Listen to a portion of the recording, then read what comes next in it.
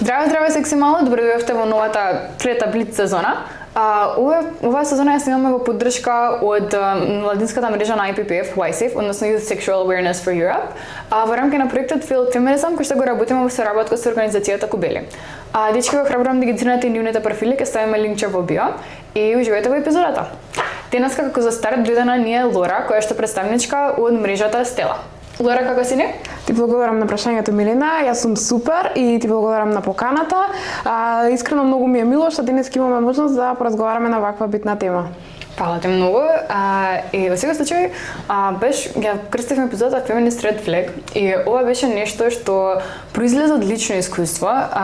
Имено на моментов снимаме во ноември, кога времето поприлично ладно и гадно, и бевме собрани со друштво, некако немаше што да се прави, тепавме досада. И решивме онака да си кажуваме green flags и red flags едни на други, тоест машките за девојчињата, да имаме некаков да имаме некаква валидност на податоците. И се збориме во друштво и стигаат до мене и другар ми вика: "Добро, Милена, демек прв ред флег иноци, не сум. Втор ред флег ми вика, не знаеш да комуницираш, не знам зашо зборува. И трет ред флег ми вика да не ме разбереш погрешно, ама како феминисти само не изгледаш така." И сега најверојатно ќе го разберев многу погрешно. Затоа како сакаш да ми кажеш феминист сум, ама не изгледам така, мислам како воопшто треба да изгледаат феминисти. Ама од друга страна, некако и самата сум свесна и гледам дека улогата на феминистите веќе е донесена до некоја таква карикатура, каде што да кажеш на просечен човек, особено просечно машко, да ме ако пише ми феминист, најверојатно првата работа што ќе му текне е некој девојче со зелена коса и 10 пирса како вришти на интернет зошто има мен во менструација. А ја вака плава со само 2 менгиши, сум, не знам, тројански феминист, ама и мене е главна фрустрација во животот ми е зашто не се признава зборот фемструација. Така што, Лора, за да го побиеме ова, како ти би го објаснила феминизмот надвор од сите стереотипи? Ако мораш да го објасниш, не знам, на бабата или на дечката што не ја знаат феминистичката теорија? Феминизмот најпрвен е движење, односно борба за социјална, економска и политичка еднаквост меѓу родовите. Тоа самото по себе подразбира дека сите треба да имаме, без разлика на полот, без разлика на родот, сите треба да имаме еднаков пристап до образование, до работа, но исто така еднакво право на глас, како и во политиката, така и во домот. Исто така феминизмот е и движење кое што се залага за родова еднаквост, се бори против родовата нееднаквост, но и го адресира родово базираното насилство, кое што како такво мора да го признаме дека директно ги таргетира жените и девојките само затоа што се жени. Мислам дека честа мисконцепција е тоа дека феминизмот настојува да воспостави некаков вид на надмок, некаква вид на доминација врз мажите, што воопшто не е точно. Ако ја разбереме суштината на феминизмот како борба за еднаквост, ќе согледаме дека сака да воспостави правено општество за сите нас. И мислам дека многу битно е да се нагласи дека феминизмот е всушност многу интерсекционален, односно ги препознава дека и другите облици на дискриминација, дали ќе биде против етничка припадност, против религиска ориентација или сексуална ориентација, сето тоа некако секогаш играат тие родови улоги. Повторно се поврзани и од тука произлегува таа дискриминација, така што феминизмот не се бори само за правата на жените, туку за правата на сите што се потиснати од патриархатот. Се согласувам. Апсолутно. И понатаму ако феминизмот значи еднаквост, како што кажавме, тоа зошто е тригер за лутина или умреза кај толкав дел од популацијата? Мислам дека секое движење кое што го предизвикува статус квото и настојува да направи некаква промена во општеството, често пати се среќава со отпор од другата страна. Конкретно феминизмот се бори против тие, настојува да ги промени тие традиционални родови улоги кои што некогаш можеби се нели и штетни, но исто така и настојува да ја промени динамиката на моќта. Но мислам дека и проблем тоа што како што нели ти самата спомна, често пати феминизмот се представува како нешто радикално, како нешто антимажите. Напротив, во рамките на феминизмот се препознава дека самиот патриархат кој што е штетен за жените, за девојките и за другите малцински групи, исто така и некогаш ги загрозува и е штетен и по самите мажи. Да. Беше како што кажам, феминизмот не е антимажите, туку антипатриархатот и на крајот од денот сите сме потиснати од истиот систем само преку различни механизми. Точно. И некако луѓето, како ти што кажеш, се што ќе предизвика таа позиција на статус кво, на некој начин предизвикува и небезбедност, тоест неизвестност. И многу повеќето би преферирале да останат во таа заглавена положба, отколку да бидат соочени со нов систем кој што потенцијално не знаеме како би изгледал. И мислам дека тука произлегува и друг проблем, тоа што е развиен тој мајндсет дека на некој начин мора некој да победи за другиот, мора некој да изгуби за другиот да победи. И зашто не може да изградиме систем каде што ниту едниот ниту другиот пол не е меѓузависен, туку едноставно сите сме еднакви. Понатаму не можеме да негираме дека патриархатот на некој начин е наследен дел од нашата традиција. Сепак тоа се рефлектира нашите религиски практики. И преди тоа сакам да прашам како феминизмот може да коегзистира со традицијата, религијата и тие, да кажеме, семејни вредности, или едноставно е во фундаментален конфликт? Сметам дека феминизмот може апсолутно да коегзистира и со религијата, и со традицијата, и со семејните вредности, меѓусебно не се исклучиви. Напротив, кога истите тие обичаи или практики се базираат врз основа на вредности како што се солидарност, мир, љубов, толеранција, и те како може да коегзистираат, сметам дека проблемот е кога се користат како контролни механизми. Например, знаеме дека се уште во многу делови од светот како културни практики пробуваат да се оправдат и некои штетни појави кон девојките и жените, како например детски бракови или FGM. Но сепак мора да сватиме нели дека феминизмот не настојува да ја избрише религијата или пак традициите или семејните вредности, туку да креира простор во кој што секој ќе може слободно да се изразува и да биде нели безбеден простор за сите жени и девојки.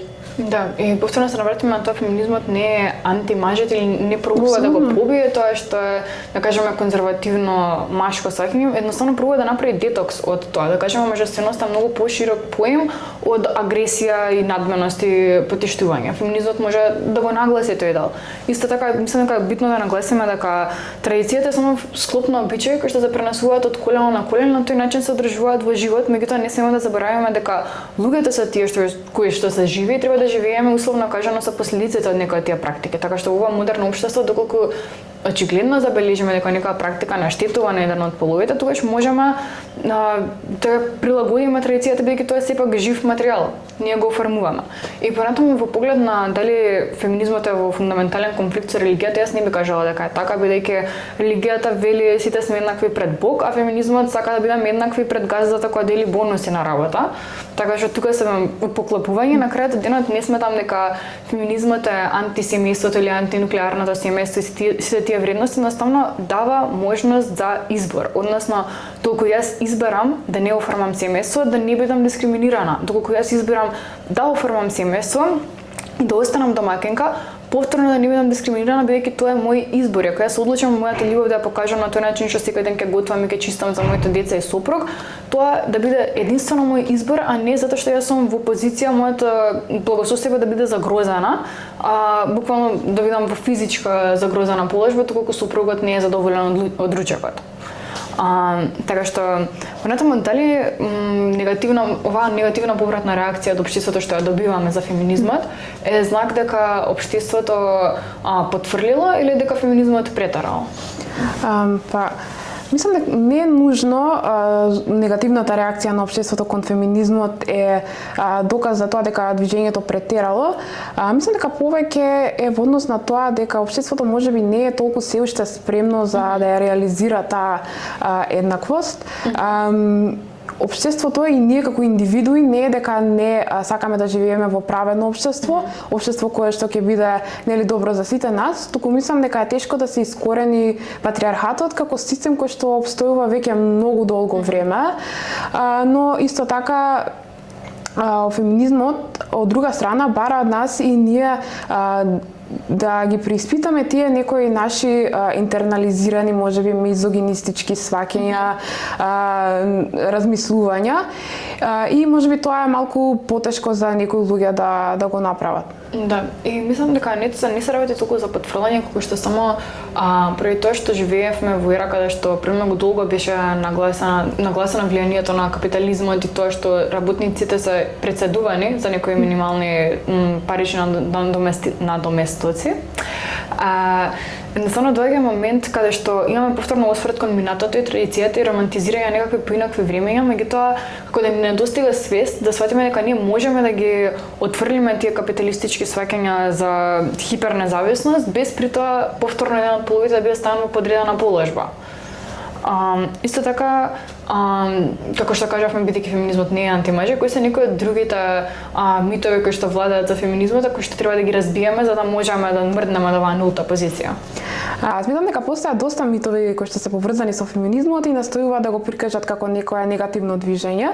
Како што и ти сама спомна, прво нешто што ми паѓа на уме тоа дека феминизмот е антимажи. Напротив, феминизмот баш тие некои патриархални наративи кои што ги предизвикува се истите тие кои што ги ставаат и на некој начин мажите во некоја тесна кутија дека сега тие не можат не треба да искажуваат емоции или пак оди во крајност на тоа дека тие не можат да ги негира нивните искуства како жртви на сексуално, на семејно насилство.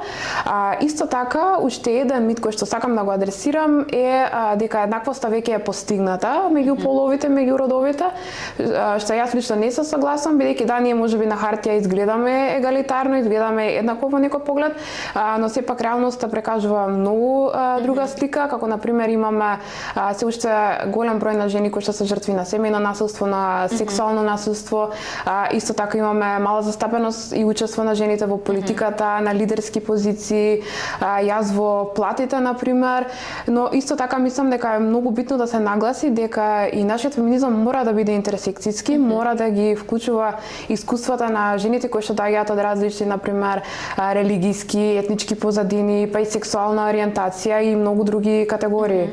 Како што спомнавме, мислам дека еден мит во поглед на тоа што коментиравме претходно е дека феминизмот се бори да жените да добијат права на сметка на правата на мажот, што воопшто не е така, бидејќи само се залага за егалитарен пристап, егалитарни можности за сите, односно еднаквост.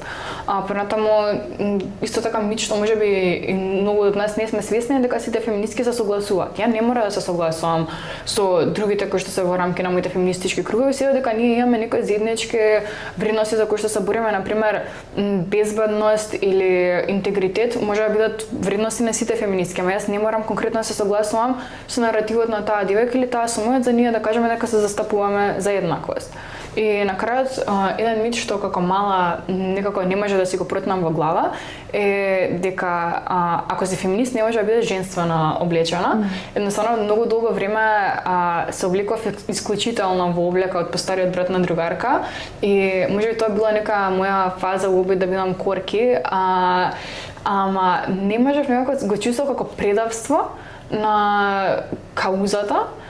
Доколку јас се обликувам како типично девојче, а сега сум една од најголемите шмизли што ги знам, и proud to be so. И некако со, да кажеме, бранот на липстик феминизам или пинк феминизам, луѓе почнуваат да сваќаат дека како јас се носам не е одраз на моите политички ставови.